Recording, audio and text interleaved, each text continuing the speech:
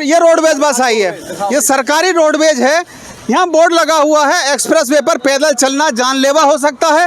Roadways bus भी खड़ी हुई है, प्राइवेट बस भी खड़ी हुई है। तो जब यहाँ पर एक्सप्रेस वे पर चलना जानलेवा हो रहा है और गाड़ियों का रुकना निषेध है, तो फिर ये गाड़ियाँ क्यों रुक रही हैं? यानी कि सीधा सीधा चट भी अपनी और पट भी अपनी, गाड़ियाँ रोकेंगे भी और चढ़ने के लिए कोई और रास्ता भी नहीं है। जो कि ये जेवरवासी लोग, आसपास के सैकड़ों गाँवों के लोग, क्षेत्र के लोग यदि नोएडा या मथुरा जाना चाहते हैं तो इसके अलावा और कोई कट भी नहीं है। जेवर प्रेस के सभी दोस्तों को मेरा नमस्कार। दोस्तों, आज एक बार फिर यमुना एक्सप्रेसवे पर हैं और पवन चौरोले की ओर से एक बार फिर से सक्षम अधिकारियों को ज्ञापन देकर चेताया गया है आने वाले आंदोलन के लिए। मांग उठाई गई है, जो सबसे बड़ी समस्या जेवर क्षेत्र वासियों के लिए बन रही है, यमुना एक्सप्रेसवे पर चढ़ने को लेकर। लेकिन मेरे पीछे आप ये बोर्ड देख रहे हैं जिस पर लिखा हुआ है एक्सप्रेसवे पर चलना, पैदल चलना जानलेवा हो सकता है, गाड़ी रोकना निषेध, गाड़ी रोकना मना है। लेकिन आप मेरे पीछे देख सकते हैं, ये एक प्राइवेट बस खड़ी हुई है। इसके पहले रोडवेज बस आई थी, वो भी रुकी थी और लगातार जो भी डग्गे मार वाहन हैं वो भी यहाँ रुकते हैं, रोडवेज की सवारियाँ भी उठती हैं। पवन भाई, आप मांग उठा रहे हैं, मैं भी कम से कम 10 साल से इस मांग को उठा रहा हूँ। जब से चैनल शुरू किया था, पहली न्यूज़ मैंने यही बनाई थी कि यहाँ पर सीढ़ियाँ बननी चाहिए। आपकी आवाज़ उठी थी, आश्वासन मिल रहा है। फिर इस बोर्ड का क्या मतलब रह जाता है कि एक्सप्रेस वे पर पैदल चलना जानलेवा हो सकता है। दूसरा बोर्ड पीछे लगा हुआ है नो स्टॉपिंग का। नो स्टॉपिंग मतलब गाड़ी यहाँ नहीं रुकेगी। मतलब यदि आप यहाँ आते हैं तो सरकार की कोई जिम्मेदारी नहीं है, प्रशासन की कोई जिम्मेदारी नहीं है। तो क्या आपको लगता है कि इन बोर्ड को लगाने के बाद में, ये देखिए ये रोडवेज बस आई है, ये सरकारी रोडवेज है। यहाँ बोर्ड लगा हुआ है एक्सप्रेस वे पर पैदल चलना जानलेवा हो सकता है। रोडवेज बस भी खड़ी हुई है, प्राइवेट बस भी खड़ी हुई है। तो जब यहाँ पर एक्सप्रेस वे पर चलना जानलेवा हो रहा है और गाड़ियों का रुकना निषेध है, तो फिर ये गाड़ियाँ क्यों रुक रही हैं? यानी कि सीधा सीधा चट भी अपनी और पट भी अपनी, गाड़ियाँ रोकेंगे भी और जिम्मेदारी सरकार लोगों की नहीं रह जाएगी। जो आम नागरिक आते हैं उनकी जिम्मेदारी नहीं रह जाती है, इसलिए सीढ़ियाँ नहीं बनाई जा रही हैं। मुझे तो ऐसा लगता है। भाई साहब, आपको क्या लगता है? हाँ जी, अभी गिर गए? अभी गिरे हुए, पटक लगी है बड़ी जोर से, जो है तो मेरे घुटने पे जो लगी। अब सरकारी अधिकारी ये कह रहे हैं कि यदि आपको नोएडा या मेरठ जाना है तो यहाँ इस जगह आना मना है और गाड़ियाँ रुक रही हैं, तो फिर जिम्मेदार तो आप रहे नहीं। 20 किलोमीटर पे थे हम, कुरेमचर वहाँ जाएंगे, आगे जाएंगे और अलीगढ़ जाएंगे, कहाँ जाएंगे हम? जो वहाँ थे जो है हमारी ज़मीन हमारी चलेगी, घर हमारे छीन लिए भाई। विस्थापन में हम जो 4 गांव और बाकी जो ज़मीन चलेगी, ज़मीन को अधिग्रहण कर लिया पहले ही हो। तो अब हमें ये बताओ, हम कहाँ वहाँ भट्टी में गिरेंगे, कहाँ जाएंगे हम? वो हम जाके चढ़ेंगे, वो हमें वेर भोर आप जाके चढ़ेंगे, तो वहाँ ककोर चढ़ेंगे जाके। बिल्कुल सही बात है, चढ़ने के लिए कोई और रास्ता भी नहीं है। जो कि ये जेवरवासी लोग, आसपास के सैकड़ों गाँवों के लोग, क्षेत्र के लोग यदि नोएडा या मथुरा जाना चाहते हैं तो इसके अलावा और कोई कट भी नहीं है। पवन भाई, आपने अभी अधिकारियों को ज्ञापन दिया है, इससे पहले भी आपकी पंचायतें हो चुकी हैं इसी मांग को लेकर कि सीढ़ियां कब बनेंगी। जब ये बोर्ड यहाँ लग रहा है कि एक्सप्रेस वे पर पैदल चलना मना है और गाड़ी रुकेगी नहीं, तो फिर कैसे सीढ़ियां बन जाएंगी? हम आपको एक चीज़ बताना चाहते हैं। जब ये यमुना एक्सप्रेस पे बना, इसके लिए जो ज़मीन ली वो किसानों से ली, किसानों ने अपना त्याग दिया। उस टाइम पे कहा गया कि किसानों को, यहाँ के जो यमुना एक्सप्रेस के जो किसान हैं, जो लोकल के किसान हैं, उन्हें पूरी सुविधा दी जाएगी यहाँ पे।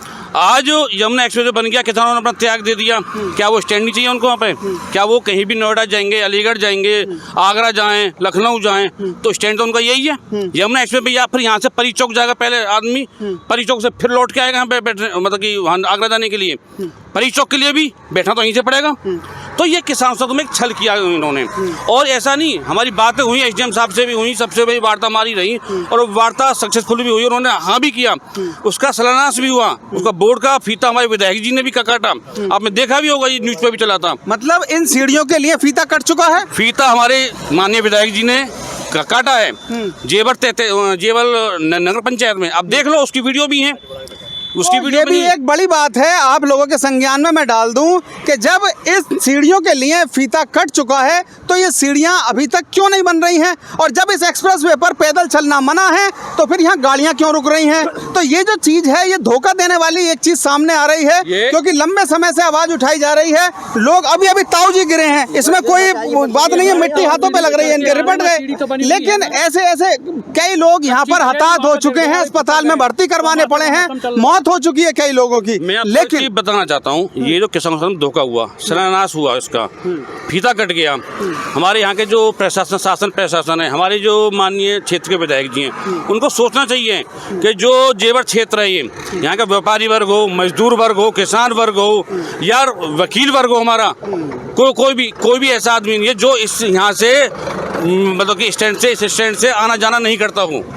यहाँ एक एक आदमी को जरूरत है यहाँ पे इस स्टैंड की, और सीढ़ियों की बहुत ज़्यादा जरूरत है यहाँ पे। हमने यहाँ पे ऐसा भी देखा है कि हमारी माता बहनों की इज्जत भी रूबरू हुई है, ऊपर से गिरते हुए देखा हमने उनको, बुजुर्गों को चोट लगते देखा हमने।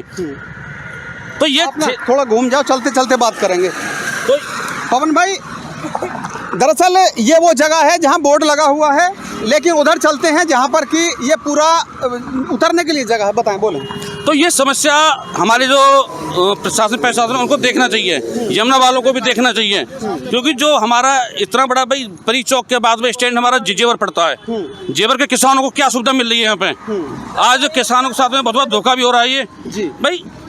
एक आम आदमी सही है, कोई सही, प्लस एयरपोर्ट जहाँ बनना हो, जेवर में एयरपोर्ट बनना है, जेवर सबसे बड़ा एक इंटरनेशनल एयरपोर्ट बनना है जहाँ पे, वहाँ पे क्या है, एक स्टैंड ही यहाँ पे क्या, बस हमारी माता बहनें हैं, ये उतर रही चढ़ रही, हमारे जो बच्चे हैं स्कूल वाले, वो आना जाना है उनका डेली का, उनको सीढ़ी नहीं बन सकती। आप देखो जेवर में एयरपोर्ट बन गया है सबसे बड़ा, लेकिन जेवर क्षेत्र की जनता अभी भी यमुना एक्सप्रेसवे से इस तरह से नीचे उतरती है। बारिश अगर थोड़ी सी और हो जाएगी तो इधर से उतरने के लिए तो शायद ये रस्सियाँ डली भी हुई हैं। दूसरी साइड में अब मैं बोलूँगा ज़रा उधर दिखा दें, वो देखिए रोडवेज बस सामने रुकी है, लेकिन उधर की साइड से अगर आप आएंगे तो आपको और बुरे हालात का सामना करना पड़ेगा।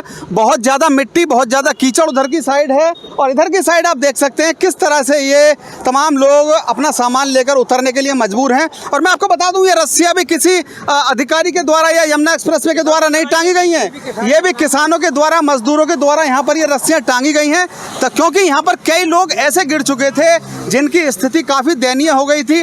बराबर के ही अस्पताल में उन्हें भर्ती कराया गया था, लेकिन अभी तक रिजल्ट तस का मस नहीं हुआ है। रिजल्ट वही है, ढाक के 3 पात। तमाम बार ढाक के 3 पात नहीं रहेंगे इस बार, हमने पहले बहुत बता दिया, फिर बता रहे हैं इस बार हम। अगर हमारी सीढ़ियों का, टोल का और जो किसान समस्या उनका समाधान नहीं करते हैं, जो हम हर संयुक्त किसान मोर्चा के आह्वान पे जो ट्रैक्टर तिरंगा यात्रा निकालते हैं, इस बार ट्रैक्टर तिरंगा यात्रा यमुना एक्सप्रेस पे चढ़ेंगे, ट्रैक्टर सारे ट्रैक्टर यमुना एक्सप्रेस पे चढ़ाएंगे ऊपर, और जो भी कुछ होगा फिर हमें पता नहीं क्या होगा, आंदोलन उग्र हो या कुछ उसको जिम्मेदारी शासन प्रशासन की होगी। हम इस बार अभी मांगों को मनवा के रहेंगे। तो सबसे बड़ी मांग इस वक्त जो जेवर क्षेत्र वासियों के लिए सामने आ रही है वो है इन सीढ़ियों को लेकर, जो कि अभी नीचे यहाँ पर बनाने की कवायद की जा रही है। आप देख सकते हैं, भैया तुम जरा रिपट मत जाइए बाबूजी, जरा देख के आराम से, क्योंकि यहाँ पर स्थिति काफ़ी डामाडोल है। अभी नीचे चलेंगे, ये तमाम किसान और जो सक्षम अधिकारी नीचे पहुँच रहे हैं उन सभी को ज्ञापन दिया जाएगा। ज्ञापन के माध्यम से उन्हें एक बार फिर सूचना सचेत किया जाएगा आने वाले कार्यक्रम के लिए। फिलहाल के लिए इतना ही, जुड़े रहें हमारे साथ, देखते रहें जेवर प्रेस।